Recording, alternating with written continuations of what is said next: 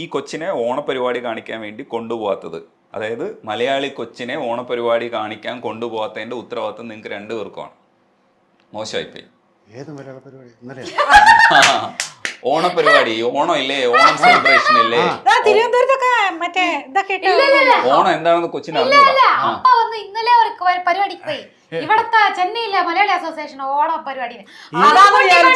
അല്ല ഈ ഓണം എന്നാ സാർ ഇത്? അല്ല ശരിക്കും ഇന്നത്തെ കാലത്തെ പിള്ളേരെല്ലാം ഉച്ചവരെ കിടന്നുറങ്ങും, ജോലിയൊന്നും സൂപ്പർ ഇല്ലെങ്കിൽ. സൂപ്പർ. അടുത്ത സെഷന് ഈ ഓണം എങ്ങനെയാണെന്നറിയോ?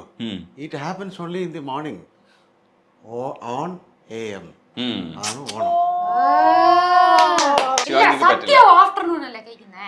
പക്ഷെ ഒരു കാര്യം, ശിവാംഗി ഓണായി വരണമെങ്കിൽ രാത്രി ആവണ്ടേ? എന്തെന്ത് ശിവാംഗി ഓണായി വരണമെങ്കിൽ രാത്രി ആവണ്ടേ? കറക്റ്റ്. ആ അതാണ് അച്ഛൻ പറഞ്ഞത്. അപ്പൊ ശിവാംഗിയുടെ ആണ് കുറ്റമായി. കൊച്ചി ഓണം എന്താണെന്ന് ചോദിച്ചപ്പോ അറിഞ്ഞൂടാന്ന്. അറിയാം പുലിക്കളി, പക്ഷെ ഇതെല്ലാം നേരെ കണ്ടിട്ടില്ല. ഇന്നലെ ഞങ്ങള് പുലിക്കളിയാണ് വിളിച്ചല്ലോ, നീ വന്നില്ലല്ലോ. കളിച്ചു. അതെ, ഞങ്ങൾ ഇന്നലെ പുലിക്കളിയുടെ കൂടെ ഏതാ കാണിച്ചറിയാം?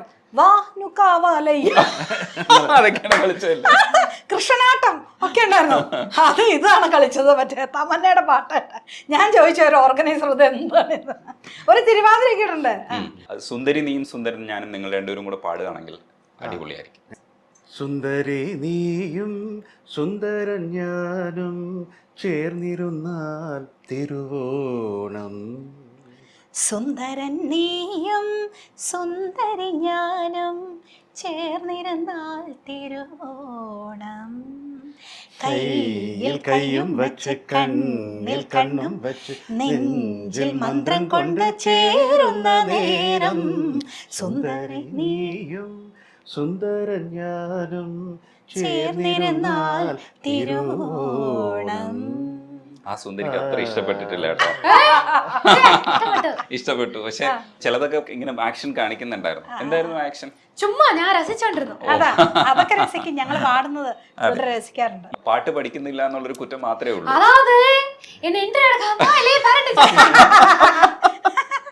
വേറെ എല്ലാം അടിപൊളിയാണ്. ഭയങ്കര എനർജറ്റിക് ആയിട്ടുള്ള ഒരു പേഴ്സൺ ആണ്. ഈ തമിഴ്നാട് മാത്രമല്ല, കേരളം മുഴുവനും ഫാൻസ് ആണ്. അപ്പോൾ ശരിക്കും പറഞ്ഞു കഴിഞ്ഞാൽ അതിൽ കുറച്ചൊരു അഭിമാനം കൂടുതലില്ലേ? അഭിമാനം തീർച്ചയായിട്ടും ഉണ്ട്. പിന്നെ എല്ലാവർക്കും വേണ്ടി ഞാനൊരു കാര്യം പറയാം. ചിലർക്ക് മാത്തമാറ്റിക്സ് വളരെ ഈസി ആയിട്ട് വരും. അവരെന്താണെന്ന് വെച്ചാൽ ഓവർ കോൺഫിഡൻറ്റ്. അവർ പ്രാക്ടീസ് ചെയ്യില്ല, അവരെഴുതില്ല, അവർ തെറ്റിക്കിഞ്ച് ഫുഡ് വാങ്ങിക്കില്ല. ആപ്റ്റിറ്റ്യൂഡ് കൂടുതലുള്ളവർ they have to practice more എന്ന് എപ്പോഴും ഞാൻ എല്ലാവരോടും ഞാൻ പറയുന്നതാണ്. ഇപ്പോൾ ശിവാംഗിക്ക് ആപ്റ്റിറ്റ്യൂഡ് കൂടുതലാണെന്ന് ഞാൻ പറയുന്നില്ല, പക്ഷെ എന്നിരുന്നാലും സംഗീതം ലൈഫായിട്ട് കൊണ്ടുവരുമ്പോൾ അതെന്താണ് എന്നുള്ളത് തീർച്ചയായിട്ടും അത് പഠിച്ചിരിക്കണം. എന്നാലേ വേറെ ഒരാൾ അതിനെക്കുറിച്ച് പറയുമ്പോൾ അതിനോട് മനസ്സിലാക്കാനും അവരെ ബഹുമാനിക്കാനും പറ്റും.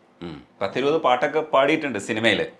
അത് ഭയങ്കര ഒരു സന്തോഷമല്ലേ? പിന്നെ സിനിമ മ്യൂസിക്കിലേക്ക് എത്തുക എന്ന് പറയുന്നത്. ഇപ്പൊ സാർ എന്തുകൊണ്ട് അങ്ങോട്ട് തിരിയാത്തതെന്ന് ചോദിച്ചാൽ ഇതിൽ തന്നെ ഫുൾ കോൺസെൻട്രേറ്റ് ചെയ്തുകൊണ്ടാണ്. കർണാടക ശാസ്ത്രീയ മാത്രം സാർ പാടിയിട്ടുണ്ട്, അത് പറഞ്ഞു എൻ്റെ അടുത്ത്. അത് നേരത്തെ ഞാൻ സ്കൂൾ സമയത്ത് തന്നെ കച്ചേരികളൊക്കെ ചെയ്തു തുടങ്ങേണ്ടത് അത് ഒരു കാറ്റഗറൈസ് ചെയ്ത് അങ്ങനെ ആയതുകൊണ്ടാണ്. വല്ലപ്പോഴൊക്കെ ഓരോരോ പാട്ടുകളൊക്കെ പാടിയിട്ടുണ്ട്. മറ്റേ യദുകുല മുരളീ ഹൃദയമായി ഞാൻ പാടാം കാരുണ്യ സിന്ധോ, ദീപക് ദേവിന്റെ പുതിയ മുഖം, അതിൽ പാടിയിട്ടുണ്ട്. ഈ ഒടുവില് സാറിന് വേണ്ടിയിട്ട് കുറച്ച് MT അദ്ദേഹത്തിന്റെ മനോരഥങ്ങളിലെ ഒരു ഭാരതിയാറിന്റെ ഒരു 4 വരികൾ പാടിയിട്ടുണ്ട്. അത് ശ്യാം സാറിന്റെ സിനിമയിലാണോ വന്നേക്കുന്നത്? അതെ അതെ അതെ, കാഴ്ച അല്ലേ. ഞങ്ങൾ ഔസേപ്പച്ചൻ സാറിനെ കുറിച്ച് പറയായിരുന്നു. ശുഭബന്ധുവരാളിയിൽ സാറ് ഒരേ കടലിൽ ചെയ്തിരിക്കുന്ന സംഗതികളുണ്ട്. എല്ലാ പാട്ടുകളും ശുഭബന്ധുവരാളിയിൽ മാത്രം ചെയ്ത് ഒരു ഭയങ്കര, അതൊക്കെ നാഷണൽ അല്ല, അതൊക്കെ ഓസ്കാറില്ല, അതൊക്കെ വലിയ അവാർഡിനും അതീതമായിട്ടാണ് അദ്ദേഹം അത് ചെയ്തത്. അദ്ദേഹത്തിന്റെ 2 പാട്ട് ഞാൻ പാടിയിട്ടുണ്ട്, അദ്ദേഹത്തിന് പാടാനുള്ള ഒരു ഭാഗ്യം കിട്ടി. ശുഭബന്ധുവരാളിയിൽ എൻ്റെ ഒരു വളരെ ക്ലോസ് ആയിട്ടൊരു ചേട്ടൻ സംഗീതത്തിൽ ഭയങ്കര പ്രിയനും ആണ്. അദ്ദേഹം ഒരു പ്രാവശ്യം ഞാൻ ശുഭബന്ധുവരാളി മെയിനായിട്ട് കച്ചേരിക്ക് പാടാൻ നേരത്ത് ശുഭബന്ധുവരാളി നല്ല ശോകമല്ലാതെ പാടാൻ പറ്റുമോ എന്ന് ചോദിച്ചൊരു ചോദ്യത്തിന് ഞാനത് കറക്റ്റായിട്ട് അതിനകത്ത് ഏതൊക്കെ സ്വരങ്ങൾ അധികം യൂസ് ചെയ്യാതിരുന്നാൽ അത് വളരെ എന്താ പറയുക ഹാപ്പിയാവും എന്നുള്ളത് നമുക്കറിയാം. അങ്ങനെ ദാറ്റ് വാസ് എ ചലഞ്ച്. ഇപ്പോൾ ഔസേപ്പച്ചൻ സാറിനും അതൊരു വലിയ ചലഞ്ച് ആയി കാണും ആ ഒരു സിനിമ അതെ അങ്ങനെ ചെയ്യാൻ. എല്ലാം ഒന്നിൽ തന്നെ ചെയ്യാന്ന് പറയുന്നതൊക്കെ. വേറെ വേറെ ഭാവങ്ങൾ ഒരേ രാഗത്തിൽ. രണ്ടുപേരെ കൈ കിട്ടുമ്പോഴത്തേക്ക് എന്തെങ്കിലുമൊക്കെ രാഗം പാടിക്കുക. രാഗമാലിക വെയിറ്റ് ചെയ്യുന്നുണ്ട്, അത് വെയിറ്റ്. അതല്ലാതെ നിങ്ങൾക്ക് രണ്ടുപേർക്കും കൂടെ രാഗം കൂടെ ചേർത്ത് പാടാൻ പറ്റിയ ഒരു സിനിമ പാട്ട് യൂട്യൂബിൽ ഞാൻ കണ്ടായിരുന്നു. ഇത്തിരി നാണം സാറിന്റെ പാടിയിട്ടിരിക്കുന്നത് നമ്മുടെ. അത് ഞാൻ രാഗരസ ചെയ്തത്. അതെ അതെ. രവീന്ദ്ര മാഷിന്റെ വലിയൊരു ഫാനാണ് ഞങ്ങൾ. അദ്ദേഹത്തിന്റെ വേണമെങ്കിൽ ആ രാഗദാനം സ്വരലയ സാധനം അത് പാടാം. അല്ല എന്റെ മിമിക്രി ഉണ്ട്, അത് കഴിയട്ടെ. ഇതിപ്പോ പാട്ട് പാടാം നമുക്ക്, എന്നിട്ട് മിമിക്രി ചെയ്യാം. അത് പാടുന്നതിന് മുമ്പ് വേണമെങ്കിൽ നമുക്ക് കുറച്ചൊന്ന് മിമിക്രി നോക്കിയാലോ? ഞാൻ മിമിക്രി കാണിക്കും, നിങ്ങൾ സീരിയസ് ആയിട്ട് എടുക്കണം. ഓക്കെ, അങ്ങനെയാണെങ്കിൽ തുടങ്ങാം നമുക്ക്. ഇപ്പോ ദേവസഭാതലം രാഗിലമാകുവനാദമയൂഖമേ സ്വാഗതം. ദേവസഭാതലം രാഗിലമാകുവൻ നാദമയൂഖമേ സ്വാഗതം സ്വാഗതം സ്വാഗതം. ദേവസഭാതലം രാഗിലമാകുവാൻ നാദമയൂഖമേ സ്വാഗതം സ്വാഗതം.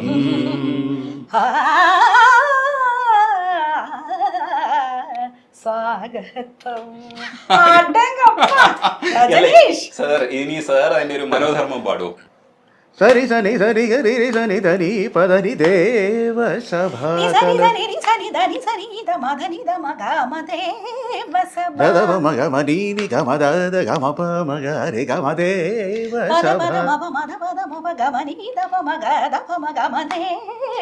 സരി ഗമ പ മഗ രെ സരി ഗമ പദനി സരി ഗരി രി രി നി ദ ദേവസ സനി സനി സരി സനി സരി സനി സരി സനി നി നി നി ഗരി സനി സരി രി സനി സരി സനി സരി രി സനി രി സദനി സമദനി സ ഗമദനി സനി ഗരി രി സനി രി സനി ദ പ മ പദ ദേവസഭാതലം നി ദ ദ ദ ദ ദ നി നി ദ ദ മദ നി നി ദ ദ മനി ദ ദ മദ മഗ മദ ദ മഗ ഗ ഗ നി നി ദ പ മഗ രെ സ സരി ഗ മ പ മഗ രെ സരി ഗ മ പ ദ ദ പ മഗ രെ സരി സ ദ ദ ദ ദ സനി നി നി നി നി ദ നി നി നി നി നി നി ദ മദ നി ധ നി ദ പ മ ഗ മ പദ നി നി മാധനി സച്ച സ സധനി സ മാധനി സ ഗ ഗ മ പദ നി സരി സ സരി സ സ സ സരി ഗ രി സരി സ ഗ രി രി സരി ഗ രി സനി ഗ ഗ രി നി ദ മ ഗ രി ഗാരി ഗാരി. ഇതിങ്ങനെ പോകും, എപ്പോഴും നിർത്തണം.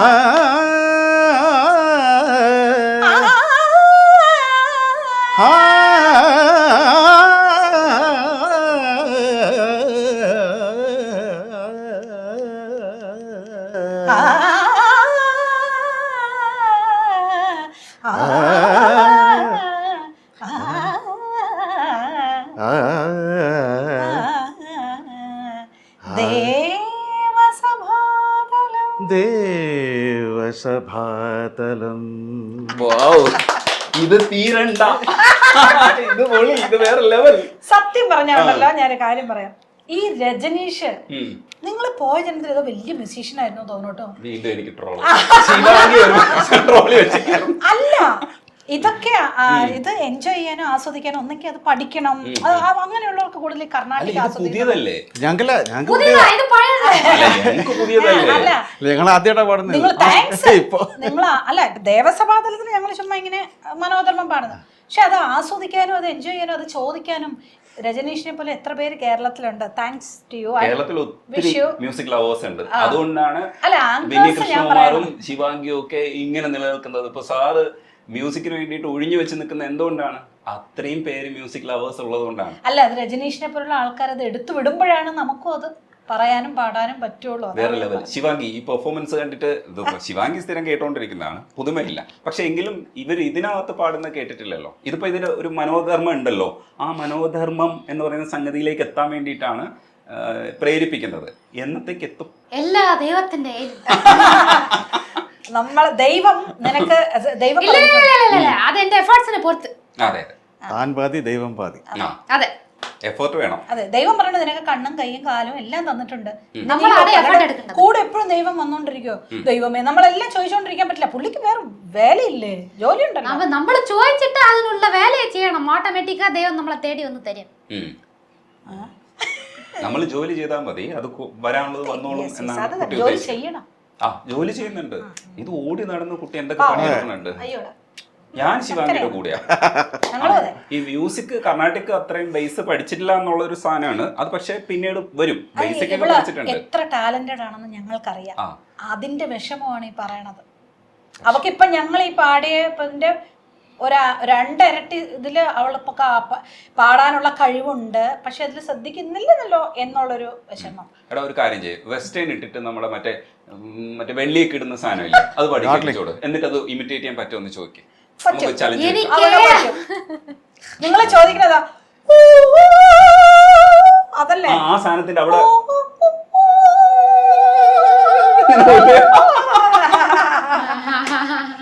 അത് വേറൊരു രസമുള്ള സാധനമാണ്. പഠിച്ചാ വരാൻ പറ്റും. സ്പെഷ്യൽ ട്രെയിനിങ് അതിന് അതൊക്കെ ചെയ്യാൻ പറ്റും. പക്ഷേ ക്ലാസിക്കലും പഠിച്ച് വെസ്റ്റേണും പഠിക്കാൻ പറ്റുമെന്ന് ചോദിച്ചാൽ അത് ഏതെങ്കിലും ഒന്നാണ് ഏറ്റവും നല്ലത്. അത് പറയാം. ഇപ്പൊ കർണാടിക് പഠിച്ച് ഹിന്ദുസ്ഥാനിയും പഠിക്കാൻ പറ്റില്ല.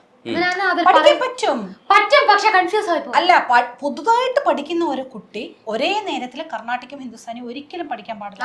കാരണം അത് സാരേഗ അവിടെ പ്രൊനൗൺസിയേഷൻ ഫോണോട്ടിക് സൗണ്ട് ഈസ് ഡിഫറെന്റ്. ഇതിൽ ഈ ഇക്കാരം തന്നെ പറയണം, അതിലെ ഇക്കാരം പറയണം. ഇപ്പൊ പിള്ളേർക്ക് ഭയങ്കരമായിട്ട് കൺഫ്യൂസ് ആവും. അത് ഞാൻ കുറെ കുട്ടികൾക്ക് കാണുന്നുണ്ട്. ഇപ്പം ഒരു സിസ്റ്റം പഠിച്ച് കഴിഞ്ഞതിന് ശേഷം ഇന്നൊരു സിസ്റ്റം ഫോളോ ചെയ്യാൻ ഈസിയാണ്. ബേസിക്സ് കർണാട്ടിക് മ്യൂസിക്കിലാണ് ഇത്രയും സ്ട്രോങ് ആയിട്ടുള്ളത്. ഇപ്പോൾ ഹരിഹരൻ സാറൊക്കെ പാടുന്ന സമയത്ത് നമ്മൾ ഭയങ്കര രസമായിട്ട് പുതുതായിട്ട് തന്നെ ആസ്വദിക്കുന്നുണ്ട്. ഇപ്പോൾ യേശുദാസ് സാർ പാടുന്ന ഒരു സ്റ്റൈലിലല്ല ഹരിഹരൻ സാർ പാടുന്നത്. അപ്പം അങ്ങനെയുള്ള ഗായകരെയൊക്കെ നമ്മൾ പുതിയ തലമുറ ഭയങ്കരമായിട്ട് അനുകരിക്കുന്നുണ്ട്. അപ്പം സിംഗിങ് സ്റ്റൈല് മാറ്റിയിട്ടുണ്ട്. ഇപ്പോൾ തന്നെ എനിക്ക് തോന്നുന്നു ഹരിഹരൻ സാറിന് വോട്ട് കൂടുതൽ കിട്ടുന്നതാണ് ശിവാംഗിക്ക്. അങ്ങനെയായിരിക്കും, ആ വഴിക്കായിരിക്കും അല്ലേ? എങ്ങനെയാണ്? ഹരിഹരൻ സാർ വന്ന് മെജോറിറ്റി ഗസൽ ഹിന്ദുസ്ഥാനി, പക്ഷെ ക്ലാസിക്കലും അറിയാം. ബട്ട് സ്പെഷ്യലൈസ് ചെയ്തത് ആ രണ്ട് കർണാടിക് പഠിച്ചിട്ടുണ്ട് Hariharan sir. Of course Hariharan സാറിന്റെ മോം അമ്മ കർണാടിക് അച്ഛനും അമ്മയും മ്യൂസിക് കർണാട്ടിക് മ്യൂസിക് ഇപ്പോഴും പഠിപ്പിക്കുന്നുണ്ട് ഹരിഹരൻ സാറിന്റെ അമ്മ അവിടെ. സോ അവിടെ അങ്ങനെ ഇരിക്കുമ്പോ അതൊരു different style of using the vocals. അത് അവിടെ വോട്ട് അങ്ങനെയല്ലല്ലോ, എല്ലാവർക്കും ഒരു ഡിഫറെന്റ് സ്റ്റൈല്. ജാലി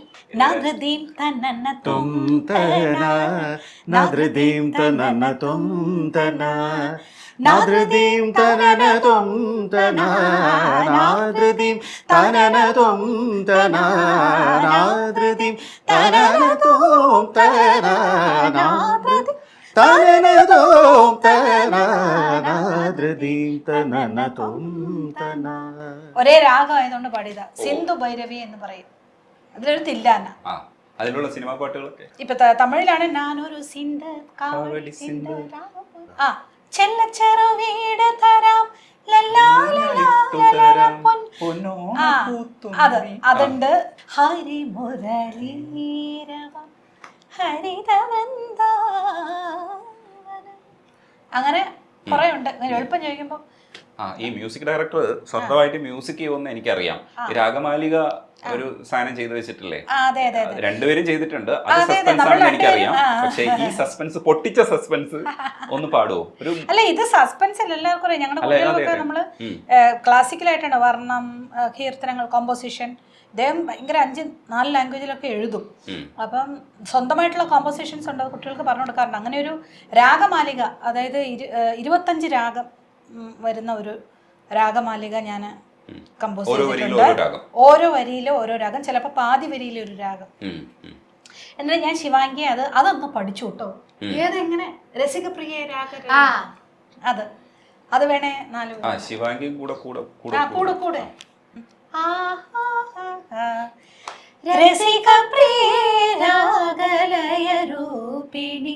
രസികപ്രിയാണ് രാഗം.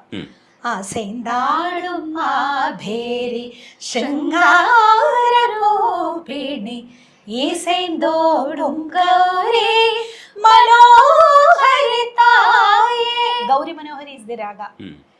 ഈസനിൻ സാമഗാന മോഹനരൂപിണി 2 രാഗം. ഈസനിൻ സാമ, മോഹനരൂപിണിയുടെ മോഹനം 2 രാഗം. ദിശയെങ്കും കല്യാണി ദിശയെങ്കും കല്യാണി കാമാക്ഷി കാമാക്ഷി തായേ ദിശയെങ്കും കല്യാണി കാമാക്ഷി തായേ രസിക ഇതിൽ കല്യാണി ലാസ്റ്റ് പാടിയത് കല്യാണി രാഗം. അപ്പൊ ഈ പല്ലവി തന്നെ ഒരു 5-6 രാഗം വരുന്നുണ്ട്. അങ്ങനെ പോകും. ഈ അച്ഛനും അമ്മയിൽ ഏറ്റവും കൂടുതൽ ഇഷ്ടമുള്ളത് എന്താ ശിവാംഗിക്ക്? ഇഷ്ടമുള്ളത് ഇഷ്ടപ്പെടാത്തതല്ല, അത് നമ്മൾ പറഞ്ഞു കഴിഞ്ഞു. അപ്പ വന്ന് ഒരുമാതിരി ഭയങ്കര ബ്രോഡ് മൈൻഡഡ്, പക്ഷെ അപ്പ കുറച്ച് ഒരുമാതിരി ആവും, അത് പറവല്ല. Broad minded. ഇന്നൊന്ന് അമ്മ വന്ന് ഭയങ്കര എന്താ പറയണ്ടേ, നമ്മുടെ ജനറേഷൻ ഏത്തവടി മർജാവുന്ന ഒരു ക്യാരക്ടർ. സോ പഴയ അങ്ങനത്തെ അല്ല, ഇപ്പൊ കൂടെ എന്നെക്കാളും ഇൻസ്റ്റാല് റീൽസ് നോക്കുന്നത് അമ്മയാണ്.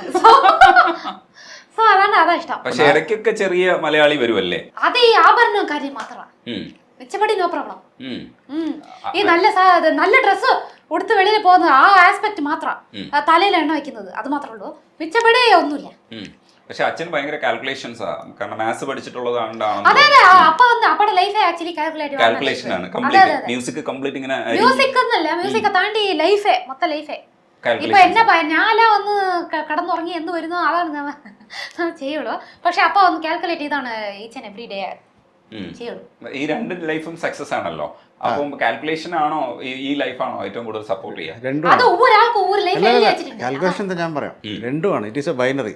0 ആണ് 1 ആണ്, രണ്ടും ചേർന്നിട്ടാണ്. കുഴച്ചു. ഇത് ഭയങ്കര ഫിലോസഫിക്കലായി. 0 എന്ന് വെച്ചാൽ ഹോൾ എല്ലാ ഇലക്ട്രോണിക്സ് എല്ലാം ബൈനറിയിലല്ലേ. നമ്മൾ ഇല്ലാതാവുന്നതും ഉണർന്നിരിക്കുന്നതും നമുക്ക് ആവശ്യമാണ്. ലൈറ്റ് ഓണായിരിക്കുന്നു ഓഫായിരിക്കുന്നു അതുണ്ടെങ്കിലേ എല്ലാം ഉള്ളൂ. രണ്ടും വേണമെന്നാണ് പറഞ്ഞതിന്റെ അർത്ഥം. രണ്ടും വേണം. ഞാനൊരു 30 വയസ്സാകുമ്പോ 2 ഇംപ്ലിമെന്റ് ചെയ്യും. അതെ, അതുവരെ എന്നെ ഫ്രീ ആയിട്ട് വിടുക. ഞാൻ അങ്ങനെ കല്യാണം കഴിക്കുന്നതായിരിക്കും. അതെ കല്യാണം കഴിക്കുന്നത് ഫ്രീ. ഞങ്ങൾ ഒന്നും അതെ ഫ്രീ ആണ്. എനിക്ക് പിടിച്ചത് എന്ത് വേണം ചെയ്യാം. ഇടയ്ക്ക് മാത്രം ചില ഇടപെടൽ ഉണ്ടാവുന്നേ ഉള്ളൂ. ഇവളുടെ ക്രഷ് ഒക്കെ ഇങ്ങനെ പറയുന്ന സമയത്ത് അല്ലല്ല, അത് അച്ഛന്റെ അഭിപ്രായം ചോദിച്ചില്ല. പറയുന്ന സമയത്ത് എങ്ങനെയാണ് അച്ഛനെടുത്തത്? അല്ലല്ല, അതെന്താന്ന് വെച്ചാൽ അതാത് പ്രായത്തിലുള്ള എല്ലാം, ഇവൾക്ക് മാത്രമല്ല എല്ലാവർക്കും വേണ്ടി ഞാൻ പറയാം, അതാത് പ്രായത്തിൽ എന്ത് ആസ്വദിക്കാൻ പറ്റുമോ ആസ്വദിക്കണം.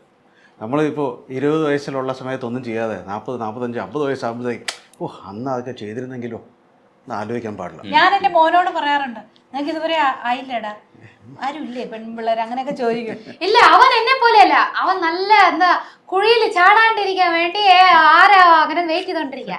പക്ഷെ എനിക്ക് കുഴിയിൽ ചാടുന്ന സ്വയം വിമർശനമല്ലേ? സ്വയം അതെ അല്ല, those are like good experiences life. നമ്മുടെ ലൈഫിൽ എല്ലാം വേണം. സങ്കടങ്ങൾ വേണം, സന്തോഷം വേണം. സങ്കടം അറിഞ്ഞാലേ സന്തോഷം എന്താണെന്ന് അറിയാൻ പറ്റുള്ളൂ. മൊത്തം എപ്പോഴും ഹാപ്പി ആണെങ്കിൽ പിന്നെ ഒന്നും ഇല്ലല്ലോ. സോ എല്ലാം മിക്സ്ഡ് ആയിരിക്കണം, എല്ലാവരും ഹെൽത്തി ആയിരിക്കണം ഇതൊക്കെ ആസ്വദിക്കാനും. ദൈവം അതിനല്ലേ ഇങ്ങനെ നമുക്ക് എല്ലാം തന്ന് സൃഷ്ടിച്ചിരിക്കുന്നു. അതിനിടയ്ക്ക് ഒരു കാര്യം കൂടെ ചോദിക്കാൻ, ഗുരുവിനെ കുറിച്ച് കൂടെ ഒന്ന് പറയണം. ബാലഭൂമി കൃഷ്ണ, നമ്മൾക്ക് ഈ ഞാനൊക്കെ ടി വിയിൽ മിലേസുരു മേരാകുമാരൊക്കെ കണ്ട് ശീലിച്ചിട്ടേ ഉള്ളൂ. ലെജൻഡാണെന്ന് അറിയാം, പിന്നീട് നമ്മൾ വായിക്കുകയും മനസ്സിലാക്കുകയും ചെയ്തപ്പോഴാണ് നമുക്ക് മനസ്സിലായത്. പക്ഷെ ഒരിക്കലും നേരിൽ കാണാനോ ഒന്നും പറ്റിയിട്ടില്ല. അപ്പം നിങ്ങൾ പക്ഷേ കൂടെ വളർന്നു എന്നുള്ളതും അവസാനം വരെ കൂടെ ഉണ്ടായിരുന്നില്ലേ? അതെ, അവസാന നിമിഷം വരെ. ആ ഫോട്ടോ ഞാൻ കാണിച്ചു തരാം. അപ്പോൾ എൻ്റെ കുഞ്ഞുനാൾ മുതൽ എൻ്റെ അമ്മയുടെ 9 വയസ്സ് മുതൽ ആ കുടുംബത്തോടു കൂടി ഒരു ഇതുണ്ടായിരുന്നു.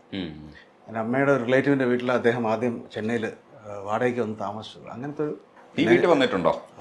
പല പ്രാവശ്യം വന്ന് ഞങ്ങള് അവിടെ നിന്ന് വേറെ വീട്ടിലൊന്നും പോകത്തില്ല. അദ്ദേഹത്തിൻ്റെ ഒരു മാനേജറെ വീട്ടിൽ പോകും, പിന്നെ ഇവിടെ മാത്രമേ വരുണ്ടായിരുന്നു. അപ്പോൾ ഞങ്ങൾ ഉച്ചകഴിഞ്ഞ് രാവിലെ തൊട്ട് വൈകുന്നേരം വരെ രാത്രിയിലെ ചിലപ്പോൾ കൊണ്ടുപോയക്കുള്ളൂ. ആ നേരം ഇവിടെ വേറെ ആർക്കും പ്രവേശനം ഉണ്ടാവാറില്ല. ഉച്ച കഴിയുമ്പോഴത്തേക്ക് അദ്ദേഹം ചോറ് കൊണ്ടിട്ട് എൻ്റെ മലയാളി ചമയിൽ ഭയങ്കര ഇഷ്ടമാണ് ഫുഡ്, മലയാള രീതിയിലുള്ള ഇതെല്ലാം. അത് കഴിഞ്ഞ് ഉറങ്ങിക്കഴിയുമ്പം ഫുൾ AC ഒക്കെ ഇട്ട് കാലൊക്കെ ഞങ്ങൾ രണ്ടുപേരും അങ്ങ് 2 സൈഡിൽ നിന്ന് കാലമക്കി. അദ്ദേഹത്തിന് ഏറ്റവും ഇഷ്ടമുള്ള കാര്യമാണ് ഈ ഡെയിലി ബീച്ചിൽ പോവുക, അവിടുത്തെ കടല തിന്നുക, ഇതെല്ലാം. ഒരു 5 വർഷം നമ്മൾ ലാസ്റ്റ് ഒരു അദ്ദേഹത്തിൻ്റെ 5 ഇയേഴ്സ് ഡെയിലി 2 മണിക്ക് ഞങ്ങൾ ഇവിടെ നിന്ന് പോയാൽ ഞങ്ങൾ തിരിച്ചിവിടെ വരണത് 7 മണിക്കാണ്. ഒരു 5 മണിക്കൂർ ഞങ്ങളുടെ ഗുരുജിക്ക് വേണ്ടി ഞങ്ങൾ സ്പെൻഡ് ചെയ്തു. ഞങ്ങൾ പല സ്റ്റുഡൻസിനോടൊക്കെ നമ്മൾ പറയാറുണ്ട് ഇങ്ങനെ അവർക്കും വന്ന് ചെയ്യാം എല്ലാവർക്കും. പക്ഷെ ചിലരുടെയൊക്കെ തെറ്റിദ്ധാരണ എന്തോ ഞങ്ങൾ എല്ലാവർക്കും അവനവൻ്റെ ഗുരുവിന് വേണ്ടി വന്ന് ചെയ്യാം. അപ്പം അവിടെ ഇന്ന് ആരും വന്നിട്ടില്ല. ഇപ്പം ചില ദിവസം ഞങ്ങൾ ഇന്ന് വരാൻ പറ്റില്ല എന്ന് പറയുമ്പോഴത്തേക്കും അയ്യോ വേറെ ആരും വരുന്നില്ല. അല്ല ഒരു ദിവസം കഴിഞ്ഞ് ഞാനിങ്ങനെ ഇറങ്ങാൻ നേരത്ത് ഇങ്ങനെ ഞാനൊരു നോട്ടം നോക്കിയാൽ തന്നെ അറിയാം നാളേക്ക് വരമാട്ടില്ലേ ഞാൻ എനിക്കത് പോറേ അത് പറയും. അതെ, അപ്പൊ വേറൊരു ശിഷ്യരെ ഇപ്പൊ ആരെങ്കിലും വിളിച്ചാലും അവർക്ക് ചിലപ്പോൾ സൗകര്യപ്പെടണമെന്നില്ല.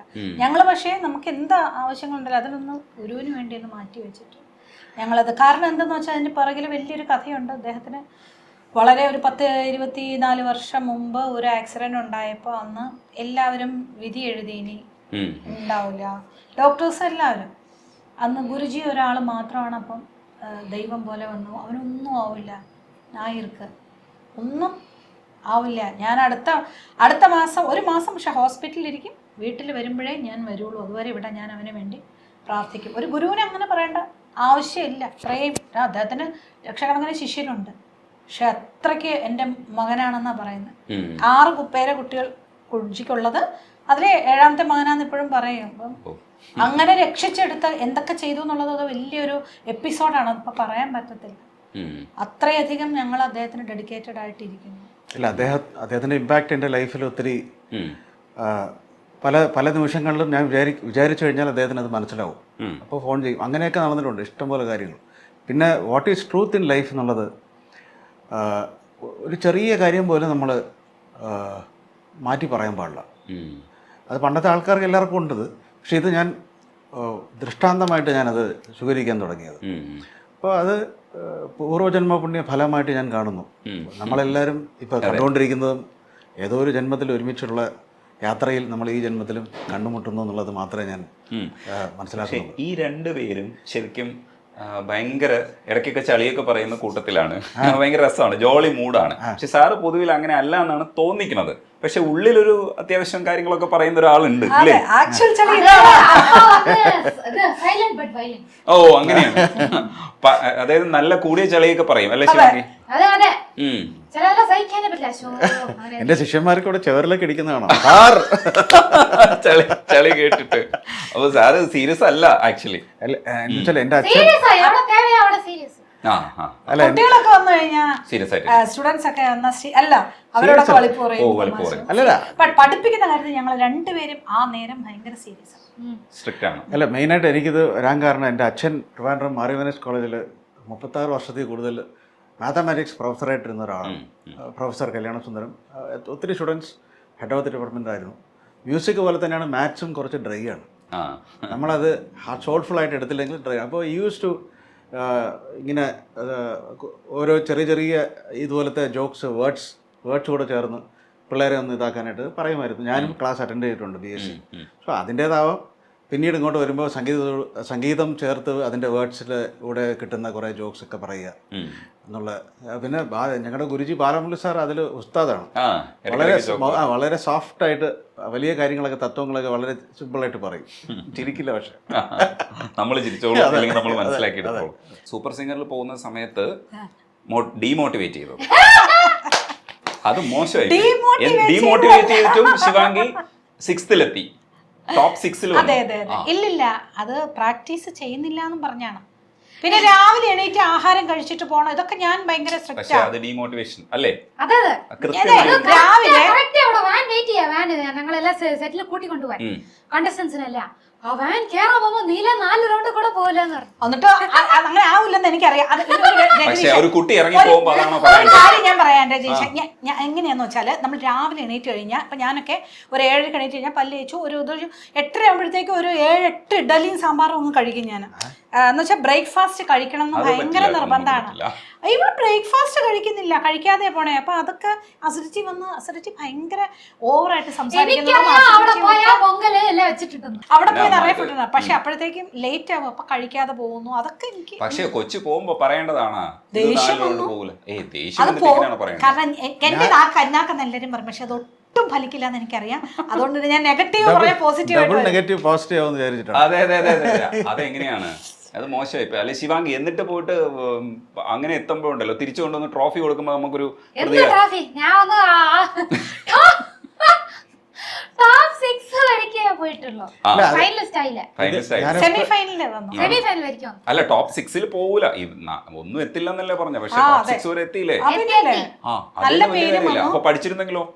പാട്ട് പിന്നെ പഠിച്ചിരുന്നെ- കുക്കുവിത്ത് കുമളില് പൊക്കോളൂന്ന് അല്ല, ആദ്യം പറഞ്ഞത് ഞാനാ. സംഗീതം മാത്രം നമ്മൾ എത്ര പ്രാക്ടീസ് ചെയ്താൽ ആ നേരത്ത് അവിടെ കറക്റ്റായിട്ട് വരണം. പക്ഷേ അത്രേ ഉള്ളൂ. അത് സാർ, അത് വേറൊരു കാര്യം കൂടെ ഉണ്ട്. ഈ കുക്കുവിത്ത് കോമാളിയിൽ പോകുന്ന സമയത്ത് ഇപ്പൊ നോക്കൂ, സ്റ്റാർഡം എത്രത്തോളം വളർന്നിട്ടുണ്ട്. ഇതൊക്കെ നമ്മൾ എത്തുന്നത് എവിടെയാന്ന് ചോദിച്ചാല് ഈ ലെവലിൽ എത്തിയത് കുക്കുവിത്ത് കോമാളിയിൽ പോയിട്ട് ഈ ഒരു ഇന്നസെൻസ് കൊണ്ടല്ലേ, അല്ലേ? അതെ, ആ ഇന്നസെൻസ് റിയലി ഷീസ് ഇന്നസെന്റ്. അത് വെരി നല്ല, ഒരുപാട് നല്ല സ്വഭാവങ്ങളുണ്ട് കുട്ടിക്ക്. ആരെയും ഞാൻ നേരത്തെ പറഞ്ഞ പോലെ തന്നെ അങ്ങനെ കുറ്റപ്പെടുത്തുക അങ്ങനെയൊന്നും ചെയ്യത്തില്ല. എല്ലാവരുടെയും ഒരു ആർട്ടിസ്റ്റിനെ ഭയങ്കരമായിട്ട് ആസ്വദിക്കും. അവരുടെ എന്തെങ്കിലും ഒന്നും ഇഷ്ടപ്പെടാതെ വന്നാൽ അത് അവൾ അവോയ്ഡ് ചെയ്തിട്ട് വരും. അത് കേൾക്കൂല, ജസ്റ്റ് കാരണം അങ്ങനെ പോലും നമ്മൾ ഇത് ചെയ്യണ്ട എന്ന് വിചാരിച്ച്. അതുപോലെ റിലീജിയൻ, കാസ്റ്റ്, കറുപ്പ് വെളുപ്പ് ഒന്നും അവൻ പറയണത് ഇഷ്ടമല്ല. എനിക്ക് ശിവാംഗിയാണ് ശരിയെന്നാണ് പറഞ്ഞുകൊണ്ടിരിക്കുന്നത്. അത് നല്ലതല്ലേ? അപ്പൊ നമുക്ക് ഒരു പാട്ട് പാടി. നമ്മൾ ഇടയ്ക്ക് രവീന്ദ്ര മാഷിനെ വിട്ടുപോയി.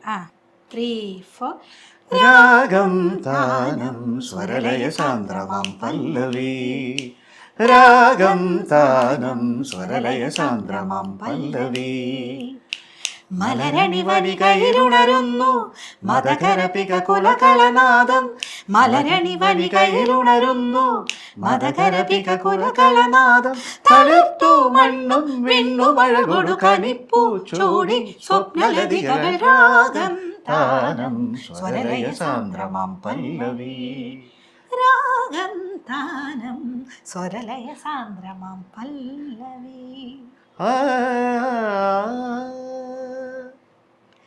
ആനം തനം തം താനം തം തം ത. അതിലെ രാഗം താനം സ്വരലയം, അതിനാലെ ഞങ്ങൾ പറഞ്ഞ, അതിനാലെ രാഗം എന്ന് പറയുമ്പം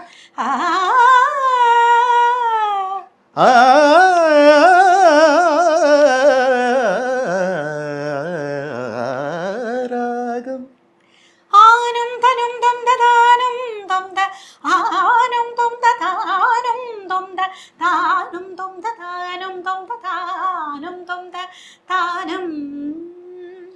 സരി ധനി ധനി പനി പനി പമ പനി പമ പനി പമ നി പമ പമരി രി പമ പരി നി സരി നി സ പനി മാമ പമരി മ പമരി സ സ്വരലയ സാന്ദ്രമാം പല്ലവി. ഈ ഓണം അങ്ങനെ അടിപൊളിയാവട്ടെ. ഇത് ഓണത്തിന് എനിക്ക് കിട്ടിയ ഏറ്റവും വലിയ വിരുന്നായിട്ട് തന്നെയാണ് ഞാൻ കരുതുന്നത്.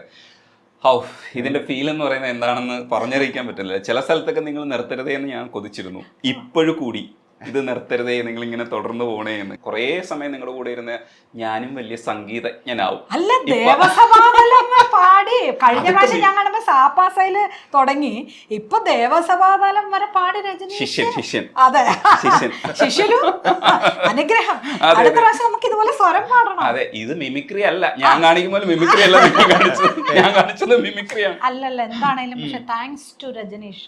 പറഞ്ഞു തന്നെ ആവണം, വേറെ വഴിയില്ല. ഇത്രയും ഇതെല്ലാം വന്ന് ഞങ്ങൾക്ക് പാടാൻ ഇതുപോലൊരു അവസരം എല്ലാ ഇൻ്റർവ്യൂവിലും കിട്ടാറില്ല എന്നുള്ളതാണ്. അപ്പം അതിന് നിങ്ങൾക്ക് എല്ലാവർക്കും, ഈ ക്രൂ മെമ്പേഴ്സിനും രജനീഷിനും ഞങ്ങളുടെ എല്ലാം വക ഒരുപാട് താങ്ക്സ്. അതിന് നിങ്ങൾക്കെല്ലാം ഏറ്റവും നല്ലത് വരട്ടെ ജീവിതത്തിൽ. ഞങ്ങളുടെ അനുഗ്രഹം ആൻഡ് പ്രയേഴ്സ്. എല്ലാവർക്കും എല്ലാവരുടെ രക്തത്തിലും സംഗീതമുണ്ട്. അത് ഇനിഷ്യേറ്റ് ചെയ്ത് അതെ വന്നു കഴിഞ്ഞാൽ അത് ചെറിയ, നിങ്ങൾ ചിട്ടപ്പെടുത്തി പഠിച്ചു വെച്ചിരിക്കുന്നു. ഞങ്ങൾക്ക് ചിട്ടപ്പാടും പഠിത്തമൊന്നുമില്ല. നിങ്ങൾ പാടുന്നത് കേട്ട് ആസ്വദിക്കുന്നു. അല്ല, നമ്മള് ഈ ശ്വസിക്കുന്നത് തന്നെ ഒരു താളമല്ലേ? അതെ അതെ, എല്ലാത്തിനും ഒരു സംഗീതമാണ്. ഈ ലോകം കറങ്ങുന്നതും ഒരു താളത്തിലാണ്. എല്ലാം സംഗീതമാണ്, സർവം സംഗീതമയം. അതെ, അതാണ്. അപ്പോ അതല്ലേ മറ്റേ സംഗീതമേ എൻ ദൈവമേ നിന്മതിവാനം വിടന്നേരും தேடி வந்தே உன்னை நான் தேட സംഗീതമേ. ഇളയരാജ സാറിന്റെ എന്തൊരു പാട്ടാന്നറിയാവോ അത്? സംഗീതം ജീവചൈതന്യം. അതാണ്.